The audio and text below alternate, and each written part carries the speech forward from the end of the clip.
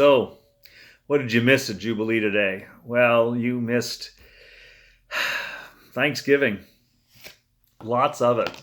You missed music, old and new, and cheerful, and a choir and a quartet singing "What a Wonderful World." You missed apples and all the Thanksgiving produce of our land, but lots of apples. People took apples home. It's the abundance that we wanted to share, but hopefully it wasn't just the abundance that comes from a fruitful harvest, but we also shared the abundance that comes when we gathered. We heard announcements. There is so much going on here in the community right now, from dinners to art craft to our refugees from Uganda are coming. We have an actual date. They'll be here in 6 weeks, and we are less than 6 weeks. My gosh, they'll be here in less than 5. We are so excited about their imminent arrival.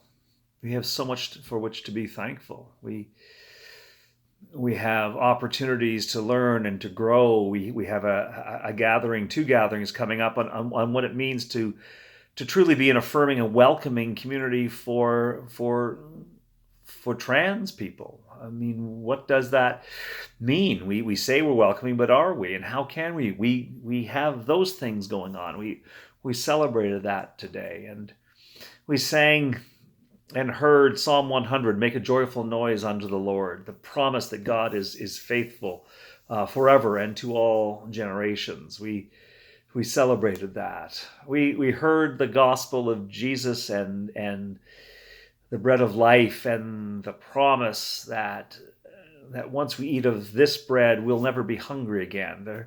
They're wondering, what's Jesus, what are you doing here and now? And Jesus tells them, you're following me not because of the signs and wonders, but because you know, you feel it in your bones that there is this bread. I am that bread. What I share with you, I reveal God to you. We wondered about that. We wondered if that's true in our lives. You know, the way that we have experienced our faith is not the way that our grandparents experienced their faith. Are we right? Were they wrong? Our children experience faith differently. All sorts of people who say they have no time for church. Is church over? Is God done? Ready to be put away with myths and fairy tales and things that no longer work in this gluten-free world? Are we really looking at all for the bread of life? We wondered about that, and I think that we recognize that people are hungry.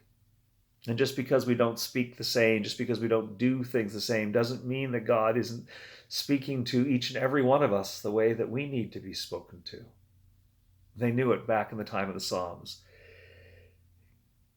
God's faith, God's love endures forever. God is faithful to all generations. Each of us in the different ways that we speak and our different needs, the oppressed and the oppressor, those who have just survived and those who have lived in abundance, those who struggle and those who are sure. God speaks to each and every one of us, and in that we had great cause for thanksgiving. And so that's what we did today. We gave thanks. We gave thanks for each other. We gave thanks for the community. We gave thanks for all those things that make our life abundant, not ignoring the struggles, not imagining that everybody has it the same as some of us have, but acknowledging that every one of us has reasons for gratitude. Every one of us hungers for the bread from heaven, the bread of life, and every one of us gets it, even when it may not look the same from person to person.